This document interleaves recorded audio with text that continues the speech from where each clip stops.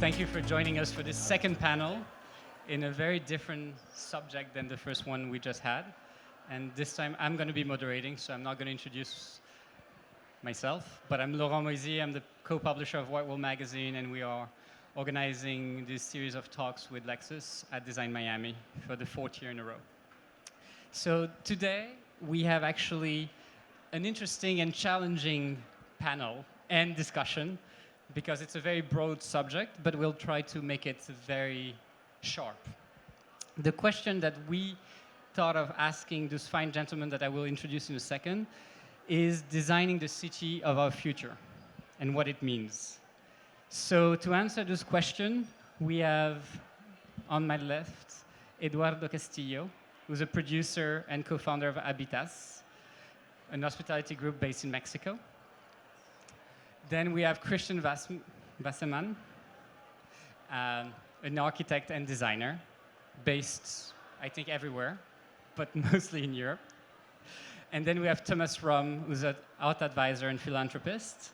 And we brought together this three person for one reason as well, is that we're going to explore in more details the concept of a new city based on Burning Man, which three of them are big pioneers, dwellers, and organizers of. So I'm going to actually now start with the first question. That is the reason why we did that panel, which is last summer, after Burning Man 2019, there was an article published in the New York Times by Paul Romer, who's a Nobel Prize winner, that actually, after his journey to Burning Man, found the answer to his college thesis of the definition of a city, which was the city is a place where people get the benefits of interacting with one another. And this is my opening statement for Eduardo. Thank you. I should say that I've been to Burning Man 8 years, took a break, and then went back last year, and sort of to see how the evolution of Burning Man had come forth, and to kind of re-tie in what Burning Man meant for me and how it changed my life as it changed so many. And I think it's interesting that I'm on this panel because I think what I seek to do the most is to create community and to find ways to bring people together, not necessarily with structures or you know. I'm more prone to build a fire and bring people around the fire, and more prone to building a stage perhaps and have a performance and bring people around performance. But these are the tools that create community, and I strongly believe that these are the most powerful tools. For me, music, obviously, that are available to us. So in creating a city of the future and tying it to Burning Man, it's interesting. It's an interesting conversation because Burning Man is all about community. Is all about bringing people together and watching them thrive creatively. But I would challenge that Burning Man perhaps isn't the best way of building a city because probably Christian would be a better person to talk about this. There is an important consideration that has to happen with structures and how a city sort of is created and how it's urbanized, and I feel that Burning Man is really it does become a city every year, but at the same time I think what really makes Burning Man special is really the community and how people come together creatively. Actually, Christian, if you want to elaborate on this notion, and then maybe actually starting with the question of what is the definition of a city? So I'm not a Burning Man expert per se, but I went there the first time this year, and I have to say I was quite intrigued. I resisted. I live in New York for almost 20 years now, and I have many friends who tried to convince me and told me how great it will be for me and how life-changing, and I always turned them down, and the idea was just too foreign for me. And maybe part of it is that I didn't believe in the idea that it was a real city. I felt it was just another music festival or some gathering of, yeah, with a very commercial or commodified um, main interest, and it was turned out to be the opposite. So I became a burner instantly. Maybe after 2 or 3 days, I eased in and stopped analyzing everything and just took things for what they were, and took them. Yeah, I think it changed me a lot as a city, and it is a real city. There are 80,000 people living together for 10 days, and we built this city in almost no time. It comes out of the desert and it disappears without leaving a trace behind. So, and that is thanks to some guiding principles that are written. They're like 10 rules, but they're also, it's just in the behavior of everybody that participates there. And I noticed that since I got back to New York, where I spend most of my time, a city that I still love. I think it's my favorite city so far. I've visited many, but I still think New York has extremely strong and attractive elements to it. And maybe to your question, I think the elements that inspire me the most about cities is people. How people live together, negotiate space, and that's also why maybe New York is so fantastic, that it's a tight city. It's defined by the rivers, so there is no way of growing.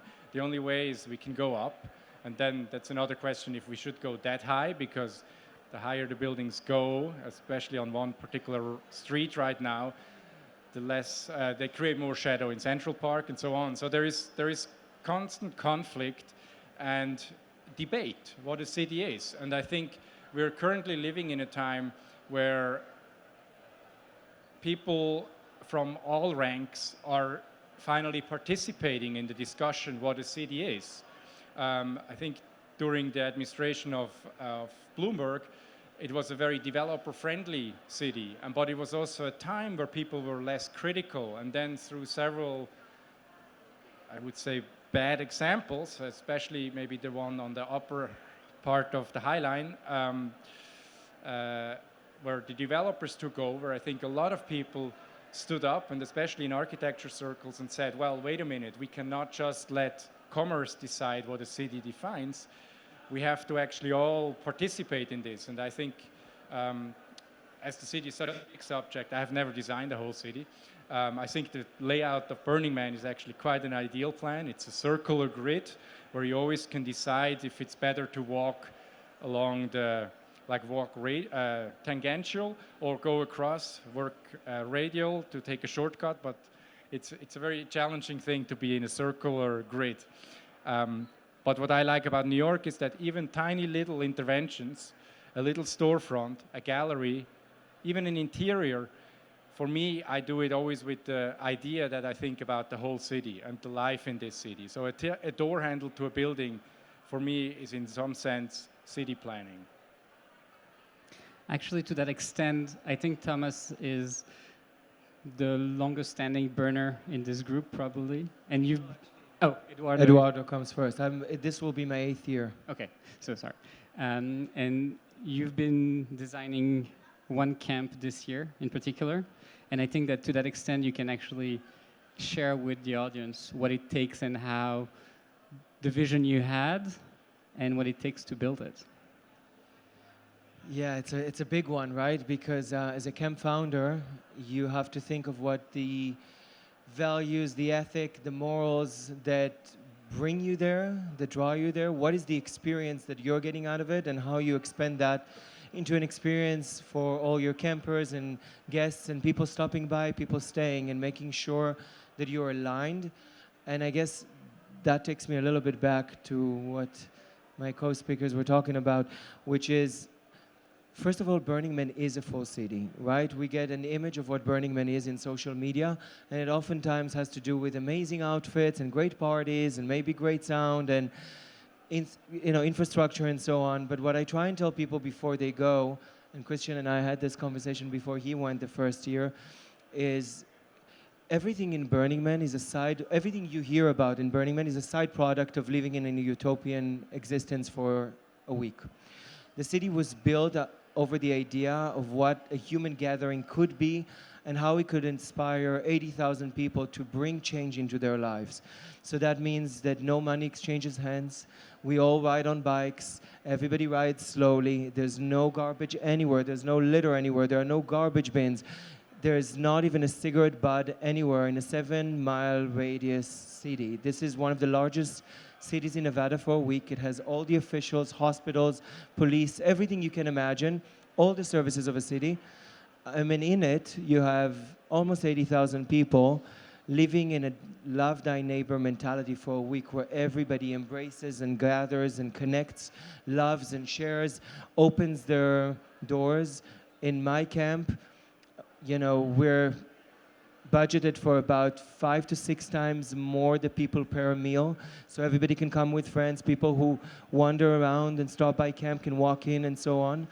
And I think it's important to understand that not only is it a fully functioning city, we function in it as citizens, as residents.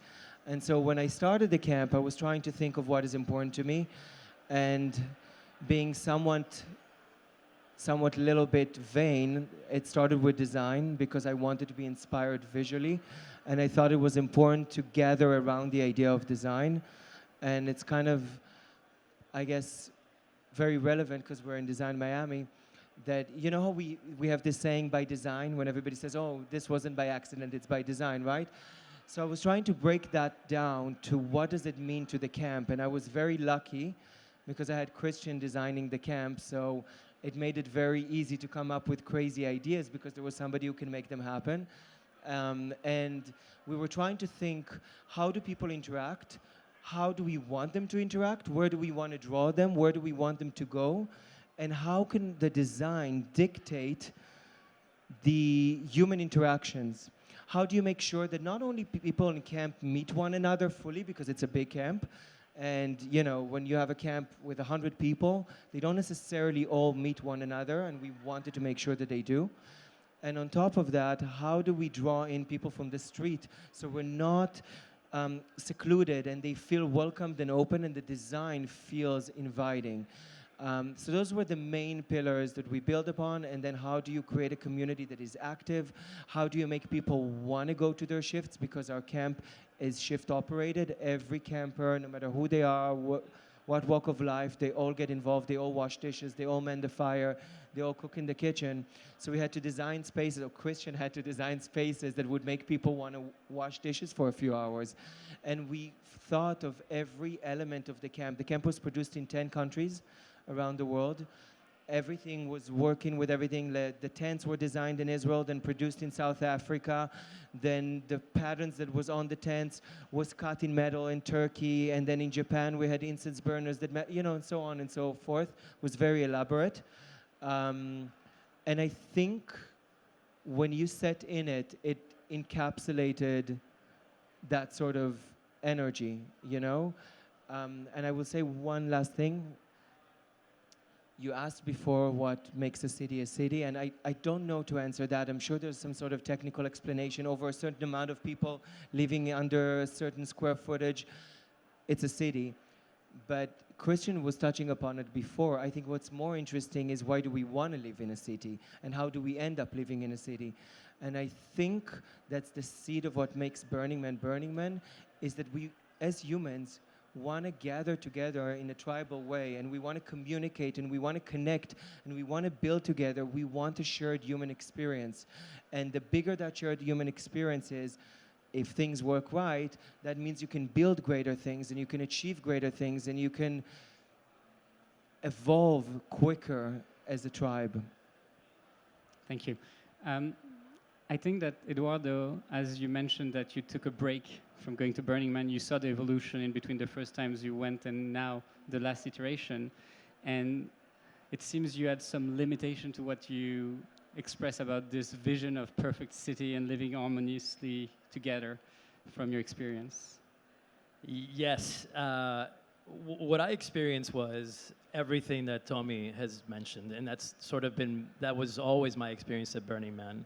And what I want to see in cities, and what I want to see in human existence, is that there is an evolution, that there's constant evolution, and when we're realizing the more information we have about how we impact the environment and how my actions affect anybody in this room living thousands and thousands of miles away, this is where I had a moment of, oh, how do we evolve from now? Now that we know that we shouldn't be burning structures and throwing CO2 into the air, how do we refocus the information that we have now and our effect as humans on this planet to still instill these beautiful values that changed my life at Burning Man, but now they have to be done in a different way. And that isn't happening at Burning Man, and that to me would be, it's a missed opportunity, really, for me, the way I see it. And Christian's his first time Burning Man, and what he felt, I know exactly the feeling of that first time at Burning Man. Almost 9 years later, I realized that feeling that Christian's feeling is not enough anymore for me. There has to be more. There has to be an evolution, and there has to be a regenerative mentality behind what happens.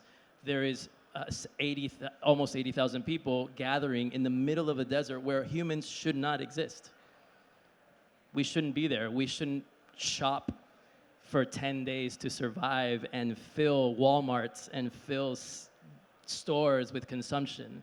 It's different now. We now know what that impact means. And so we have to restructure it, and we have to really think about our footprint based on simply something that we want to experience that we feel could change our lives. I think there needs to be a lot more consciousness, and I felt that very heavily this time at Burning Man, and in a way it's an incredibly positive thing for me, because I see the opportunity for growth, and I want to charge that opportunity.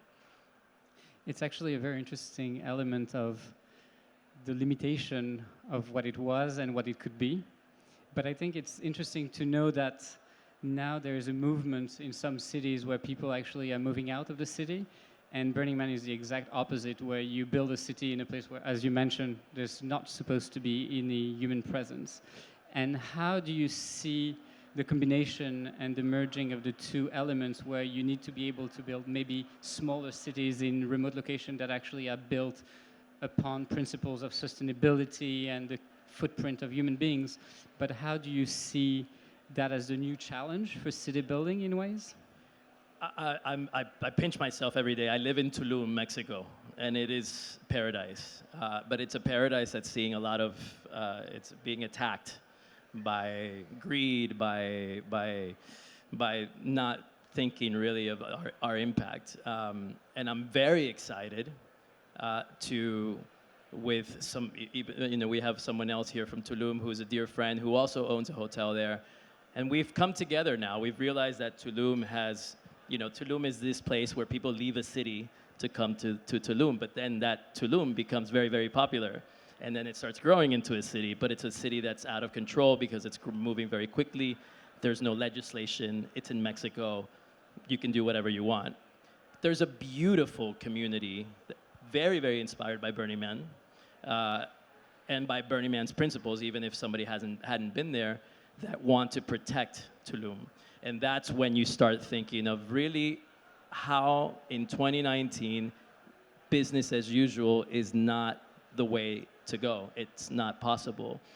The beautiful thing about Tulum and what we hope to accomplish is to really instill economic models and instill consciousness through economic models where people are handed opportunities rather than being slapped in the hand. And when you hand somebody opportunity, I think that is the future of human existence and civilization, is economic models that will create sustainable systems to preserve the human race. That, I feel, we're tapping into in Tulum in a very interesting way, in a very special way, through community, but also through businesses. and through actually architecture, I'm guessing that's... Absolutely. And this is for Christian. Now when you build buildings and houses and when you redo houses and buildings, what is the first thing that you take into consideration? Is it the sustainability element? Is it the design element? Or is it combined and actually forms a whole together? I mean, that's usually it's a long process that can take up to several years before you actually break ground. And the process for me usually starts with, well, there's two ways it starts. One is meeting a client who has a desire to move into a house or a place, and they have certain needs. They have, if it's a family, they have a desired bedroom size. They have, I start understanding how their daily rhythms are. Do they entertain at night, or are they more living a very secluded life? So these needs are like, we usually analyze them with like just spending time with our clients. And the second part is looking at the site and understanding what the spirit of a place is, like the genius loci, where you try to crystallize something quite meaningful. So, for example, when I did a house here in Miami, the client came to me and said he's a restaurant owner in New York, and he said he wants a pizza oven and he would like to have a tree house. So that's quite an easy brief. Then spending more time with him, I realized he's to Miami, sun. In New York, we often have winter, when it's much more pleasant here. So I, in many, many models and sketches, arrived at the conclusion that I wanted to take inspiration sun path diagram in Miami on summer solstice. So this diagram became the backbone. The building is engineered to last about 300 years. It's lifted off the ground, so even if sea levels are rising, the building is still fully functional. And yeah, so because it's lifted off the ground, it is a tree house. And because we couldn't suspend the building on palm trees for obvious reasons here. Yeah, I think that was a long process that actually came with a building that is really tailored to that particular, to the need of that client and to the site. So it's always this trying to connecting whoever the individual is that hires me, or the several individuals, to serve them in the place that they want to live in, under the sun in this case, and various other inspirations at other places. Can I say something real quick? I would love to see Christian go back to Burning Man. It's incredible to hear Christian say that he's building a house where when sea level rises, it's unaffected.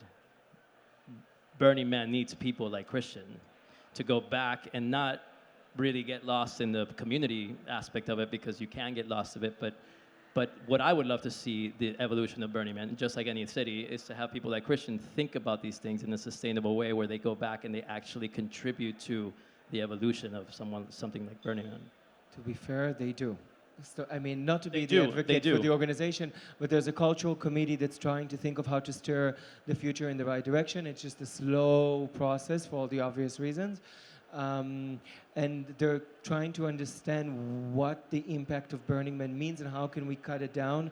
What can we do to better the consciousness? Because I would say part of the reason you're asking this question sitting here now is the Burning Man movement, because it did raise vibrations, it did raise consciousness to levels that weren't necessarily there before. And of course, eventually got stuck behind and now needs an update, which I completely agree with.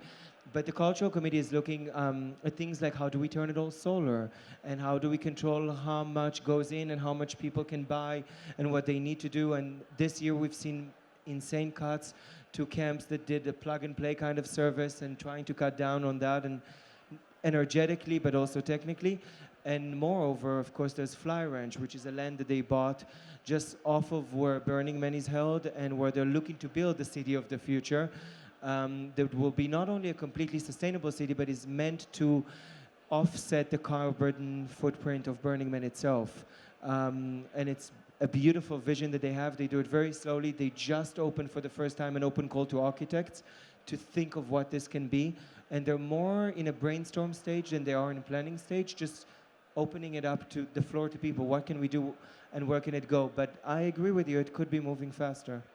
So it will be building a full-time city in the desert. What? It Sorry? will be building a full-time city. Well, let's see if it's a city per se, but a human gathering of sorts, let's say. Yes, it, definitely. Some sort of, yes.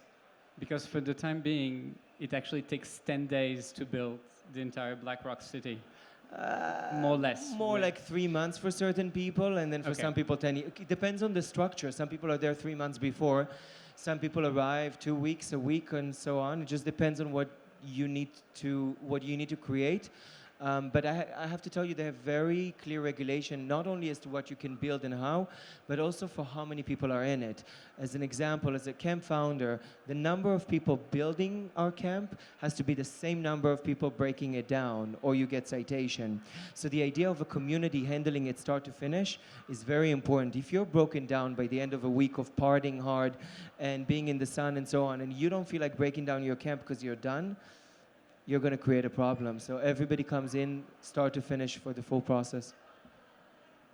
So it's actually a very good case study for, it shouldn't be urban living, but it actually, you recreated an urban life in nature and trying to actually offset the footprint and And you get to think, you get to ask questions and figure out what does living with 80,000 people mean to you?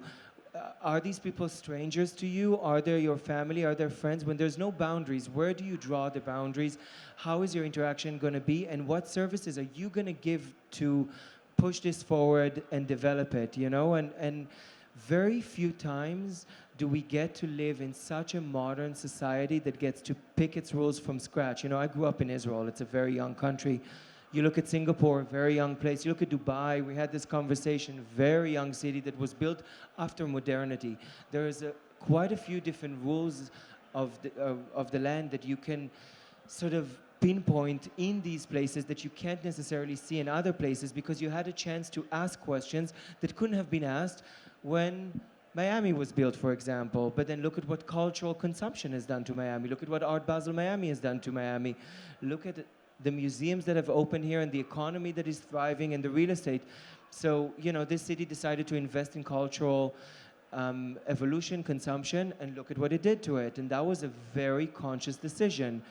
So I think in Burning Man, you get to ask more questions, and hopefully people get to take the question asking with them home and figure out how they can affect other parts of their lives.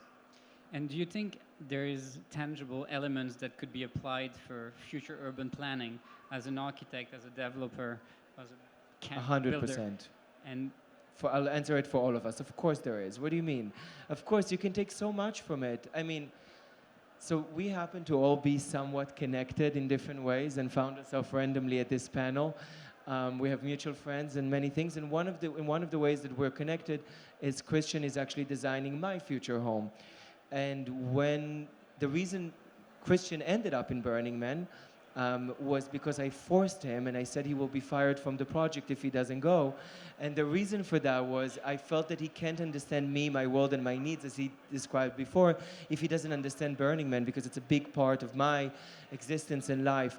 And when we came back and we looked at the plans, we understood what needs to be done in order for that to be a place of gathering for my community of friends, and place for them to come, interact, get inspired, connect, and build things together. And I think I can say that we kind of like, I mean, it's in planning stages, but it looks very successful at the moment. We'll see what happens when it gets built. But I think, like any place in the world, any experience you're in, it's all about your attitude and your consciousness. So if you're aware of that, you're going to take something with you wherever you go, or you're going to be oblivious and you're going to walk through life missing those moments. actually, Eduardo, now that you are aware and actually that you've been trying to implement that, and Tulum is actually an amazing place to experience that, because nature is really fast changing, and actually there is an immediate consequences on human actions.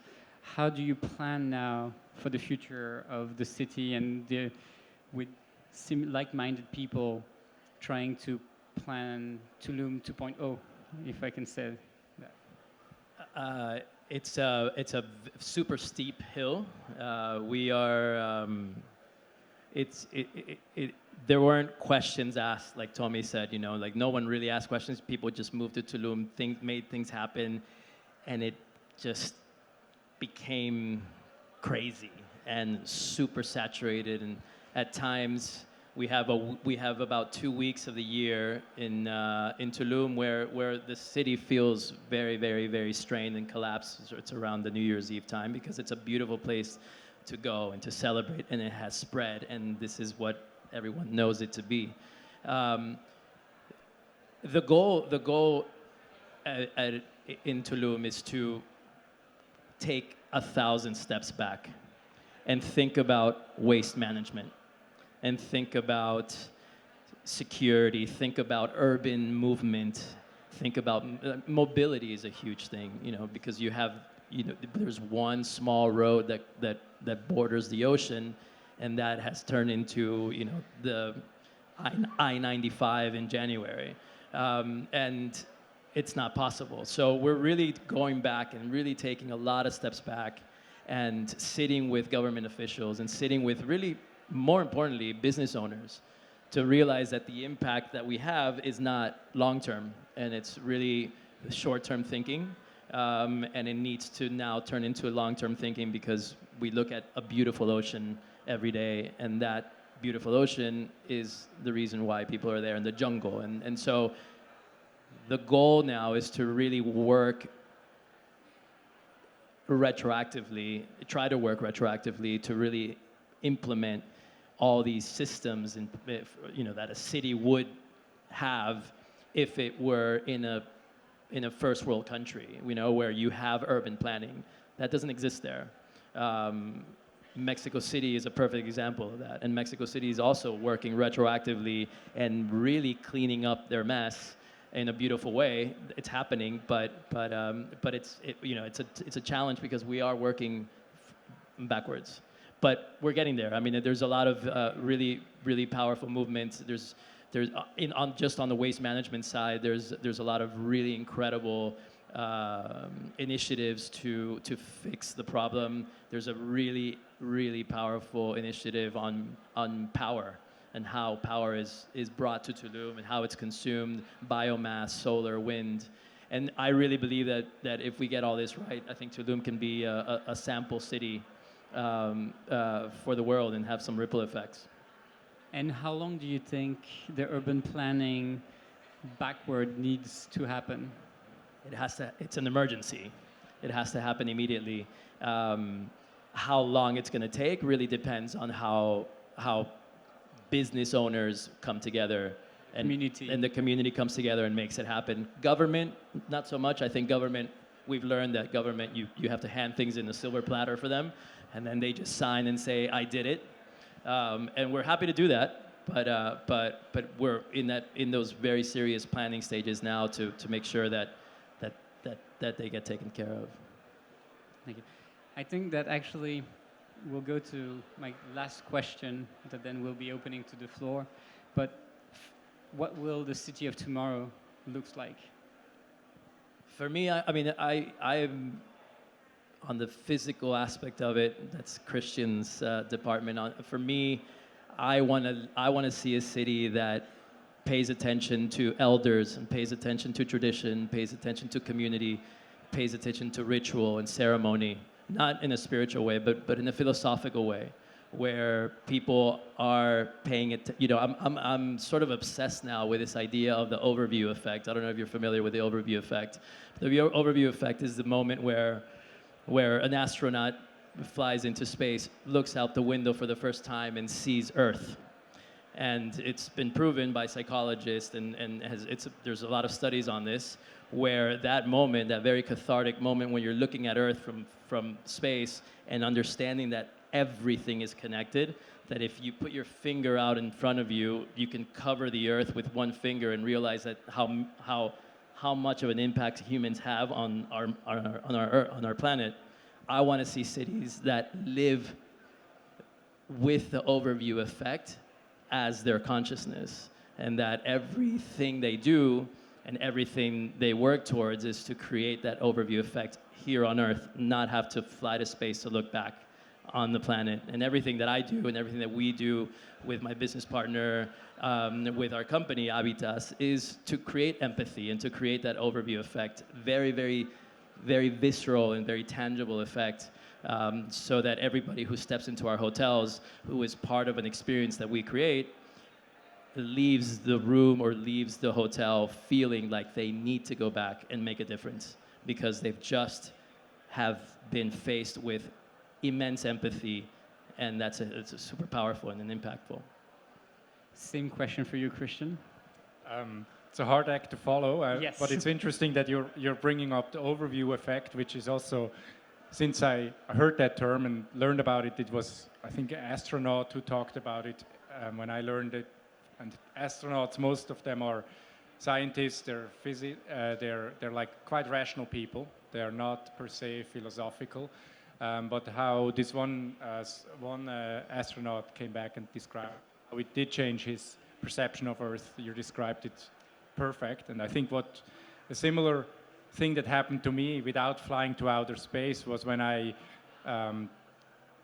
was about to open my own studio 15 years ago. I traveled to India, and the last city I visited was Jaipur. And I knew that there was this observatory. I knew it from a book and just thought, okay, bucket list, I need to see it. And what happened there was quite otherworldly. It really overwhelmed me, first of all, how big these structures were.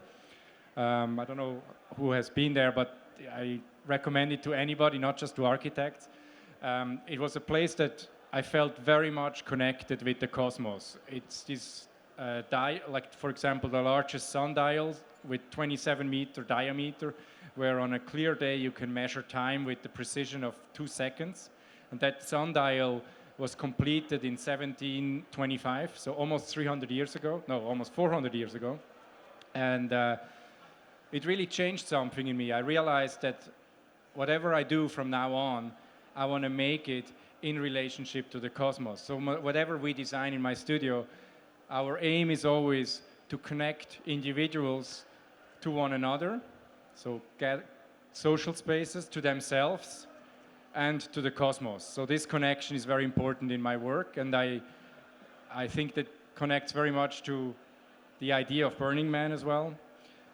But it's also maybe going, historically there was this one moment where after World War II, Winston Churchill said, "We shape buildings, thereafter they shape us." So I believe very much in that the environment we create for us, what we inhabit, will ultimately have an effect on us as human beings, together in this, and with animals and plants and so on. So, and I think going back to your very first question of Paul Roman, that's very much the reason he, as an economist, won the Nobel Prize, that he has written books and lectured about the shift from an economy of objects to an economy of ideas. And these ideas, they're more valid than the objects. And it's hard to say that in a fair, in a design fair, where we are surrounded by objects. But I think even those objects, the beauty of these objects will eventually affect us living with those objects. And Thomas? I think, first of all, it's important to understand that the future is city, right? We have over 50% of the world's population is living in cities. By 2050, 2/3 of the world population is living in cities. 1800, we had 10% of the world population living in cities. So we already know that that's our future, right? And then the question is, how do you make that a healthy future, if that's already happening? And I think what Eduardo said is exactly that. I find it remarkable that in a small little beach town, business owners, which are predominantly hotel owners, that are theoretically in competition with one another, come together to understand that the only way they can figure out their future is if they come together. And that's Burning Man for you, right? Camp founders coming together, trying to draw lines and collaborate on their kitchen and figure out what to do. They have actual urgent issues, and they're coming together as a community to build them. I think the future city can be any city in the world. It's just a matter of the intention in which it's designed and planned. We live in very scary, troubling times for many different reasons that we don't have to get into right now. But with that being said, I think it gives way to evolution. And what I've noticed in the last few years is that people are just waking up and they just realize that they just can't with all of it. Not just a glimpse, not just a moment, not just the president, not just the mayor. The entire existence around them, and they're waking up in spades, and they're doing a lot of amazing things. And to give one example to sort of wrap that point up, there's a friend of all of ours, very dear friend, Bjarke Ingels, who's a brilliant architect. And when he had to design the dry line around Manhattan to make sure that Manhattan would be protected from the next storm, instead of forcing his design on the city because he's that great of an architect and he can just put it and say it's this or nothing, he stopped with every neighborhood board and sat with people who did not want to see this go up because they thought that, the prices in the neighborhood will go up, that they will suffer from the over-design, that it will bring new crowds to the neighborhood. They were against it. And he sat down with them for months at a time and figured out a plan to come together that they would vote for and that they would be in agreement of. And by the time he went to the city to get the stamp of approval, he had all the boards behind him, voting for him, pushing for it, campaigning for him. It got signed off almost overnight. And I think what he did was very smart. He realized that these people have value in his design and that he has to democratize his design process by bringing them in. If we'll see more of that, more people thinking of how we can come together as a community and not just design for that community to have a place to come together, but also bring them into the design process and have them have ownership over our work, and figuring out with people who stop by Tulum, what are they missing? What do they need? What can we do? How do we make sure that they don't throw garbage into the sea? Not by putting a sign and telling them that they shouldn't, by elevating their consciousness to that place. To me, the city of the future is a place of awareness that is higher than where we are now, intention that is more accurate than the way, what we subscribe to right now. And hopefully it's a place that we all live in, wherever we are in the world. I'm kind of like an eternal optimist, so I feel like it's coming and it's happening, but I guess we'll have to wait and see. Thank you so much. I think we can open the floor to questions. If there is any question in the audience, in the back. Hi, thank you very much for your information on developing future cities. So when we think about Paul Romer's interest, when he's spoken about Burning Man, my understanding is that it was a bit of an unusual city for him to think about the elements that help us look to the components of cities of the future. So what I want to ask you is, if you think about those components that he starts describing, whether they be the layout, the trust, the coexistence of people in a relatively small environment, what would be other forms, models in the world that we could look at that would help also generate or thinking toward future city models? For example, favelas, refugee camps. Like, what are these kind of outliers that we don't normally think about that could also draw inspiration for us as we look to build cities of the future? Who wants to answer this question? I think actually we mentioned that with Tulum being an example of actually being a city that will become inspiration if everything goes according to plan and the community manages to build the new vision. Do you want to elaborate, Eduardo? I think we've covered quite a bit. I think I can't think of honestly anything else that we can pull from Burning Man. I mean, there's a lot that we can pull from Burning Man, but I wonder if again, I don't know that Burning Man is the example of a future city. Maybe it's my personal experience, perhaps, and how I saw things that I couldn't unsee. As much as I see things in Tulum, as much as I see things in New York, as much as I see things in Miami. I really believe that, again, the city of the future has to we have to pay attention to community, as Tommy said. That's very important that we all have a voice. But also, I think maybe, and this doesn't really have much to do with Burning Man, because Burning Man really, there is this decommodification that exists at Burning Man. But I think in cities, economic models, when things are being established, I think are very important. I don't think that consciousness is going to save the human race. I think the economy will, and if we create economic models where people are affected by them tangibly, where it either stabilizes their livelihood or elevates their livelihood. And I'm not talking on a capitalist way. I'm thinking more in a necessity. And if you create these economic models where people, in Tulum, for example, we have a few times of the year we have a seaweed situation. We get hammered by seaweed. Miami did too. All of the Caribbean. What do you do with this?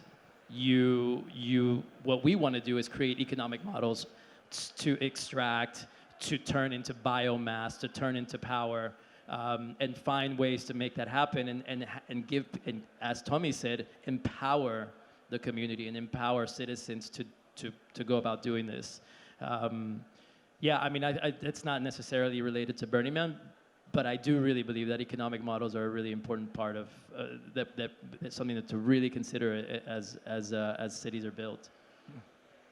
You were asking, if I understand correctly, what other models are out there that we can draw inspiration for the future city, right? Just like Burning Man could be one of them, and we focused on it heavily, but refugee camps, for example. And what I think is interesting about refugee camps, although it was your example and not one of mine, but what I think is interesting is people move to the city when they make money, right? Statistically, people want to live in an urban environment as they get wealthier, more successful, and they can afford it, and they want the services that come with it. They want to connect to other people. This is just science, not me.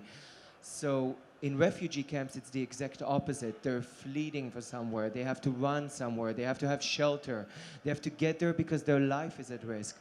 And what do you do when you're stuck with sometimes hundreds of thousands of people with you in the same camp? And how do you create a community?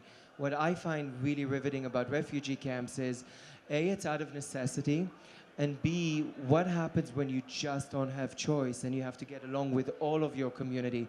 And what we're seeing that is really amazing is we're seeing more and more businesses coming out of refugee camps. There's this amazing fashion brand called Ideation that has been founded by an artist, Jordan Nasser. He's actually in the September issue, I believe, of Whitewall. Where they're putting to work Palestinian workers on the Palestinian side together with some people on the Israeli side, and trying to create this fashion brand that is sold in Dover Street Market, an opening ceremony, and others. There's a multitude of examples of things that are happening there now. In Africa especially, you see camps that are coming back with different solutions that have to do with solar and water and electricity inside the camp. In Senegal, the women are creating all these amazing products, jewelry and so on, that they're selling in order to fund them. And they're working with people they don't know. This is not me interviewing for a job, getting the job and getting along with my working mates.